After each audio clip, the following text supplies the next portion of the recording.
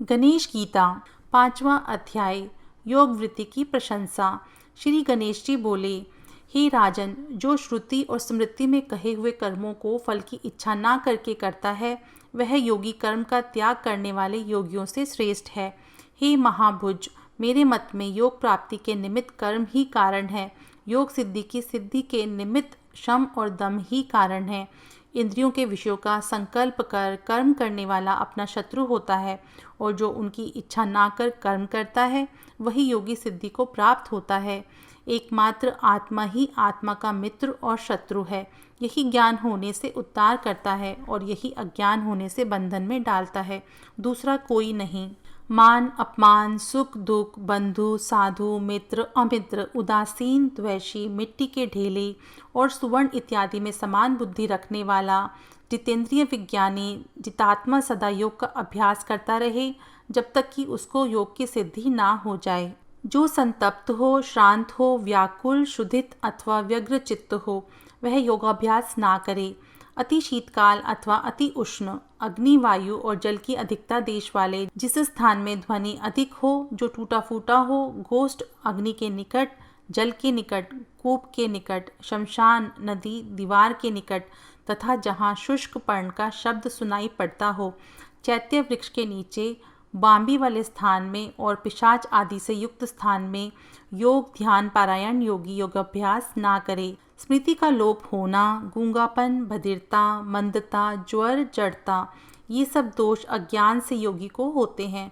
योगाभ्यासी को ये सब दोषपूर्ण स्थान त्याग देने चाहिए। ऐसा ना करने से अवश्य स्मृति लोप आदि द्वेष होते हैं।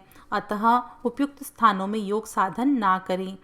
हे राजन, योगी सदा थोड़ा भजन करें, बिना भोजन किए भी ना रहें, ना बहुत सोएं, ना बहुत जागें। इस प्रकार सदा योगाभ्यास करने से सिद्धि को प्राप्त हो जाता है। संपूर्ण इच्छा और कामनाओं का त्याग करें, थोड़ा भोजन करें, जागरणशील हों, बुद्धि से सब इंद्रियों को वश में करके शनै शनै शांति को प्राप्त हो। जिस जिस स्थान में मन जाए, उस स्थान से उसे खींचे और धैर्य से उसे अपने वश में करें, क्योंकि वह महाचंचल है। योगी सदा इस प्रकार करने से परम शांति को प्राप्त होता है, और वह संसार में अपनी आत्मा को और अपनी आत्मा में संसार को देखता है। योग से जो मुझको प्राप्त होता है, उसको मैं आदरपूर्वक प्राप्त होता हूँ, और जो मुझे नहीं छोड़ता है, उसको मैं नहीं छोड़ता हूँ तथा संसार से मुक्त कर देता हूँ। सुख दुख, द्वेष, क्षुधा, संतोष और तृष्णा, इसमें जो आत्मा के समान सब प्राणियों को देखता है, जो मुझ सर्वव्यापी को जानता है और जो केवल मुझ में संलग्न है, वह जीवन मुक्त है, और वह त्रिलोकी में ब्रह्म आदि देवताओं द्वारा नमस्कार करने योग्य है। वरन्य बोले, हे भगवान, इन दोनों प्रकार के योगियों को मैं महाकठिन देखता हूँ, कारण कि मन बड़ा दुष्ट और चंचल है तथा इसका निग्रह बड़ा कठिन है। श्री गणेश जी बोले, हे राजन, जो निग्रह करने में कठिन इस मन का नियमन करता है, वही घटी यंत्र के समान घूमने वाले इस संसार चक्र से मुक्त हो जाता है। विषय रूपी अरों से यह दृढ़ चक्र बना हुआ है और कर्म रूपी कीलों से अच्छी प्रकार जड़ा हुआ है। इस प्रकार साधारण मनुष्य इसके छेदन करने में समर्थ नहीं होते।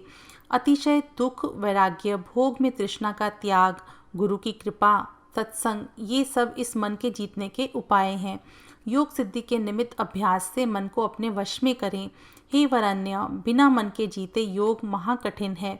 वरन्य बोले, हे भगवान, योग भ्रष्ट को किस लोक की प्राप्ति होती है, उसकी क्या गति होती है और क्या फल होता है। हे सर्वज्ञ, हे बुद्धि रूपी चक्र को धारण करने वाले, मेरे इस संदेह का छेदन कीजिए। श्री गणेश जी बोले, हे राजन, योग भ्रष्ट पुरुष दिव्य देह धारण कर स्वर्ग में जाते हैं। वहाँ उत्तम सुख भोग कर पुनः शुद्ध योगियों के कुल में जन्म लेते हैं, और फिर पूर्व जन्मों के संस्कार से यह योगी होता है। कोई भी पुण्य कर्म करने वाला नरक को नहीं जाता। हे राजन, ज्ञान निष्ठा से, तप की निष्ठा से अथवा कर्म निष्ठा से जो मुझ में भक्ति करता है, वह अत्यंत श्रेष्ठ योगी है। इति श्री गणेश गीतायां 5मो अध्याय संपूर्णम्।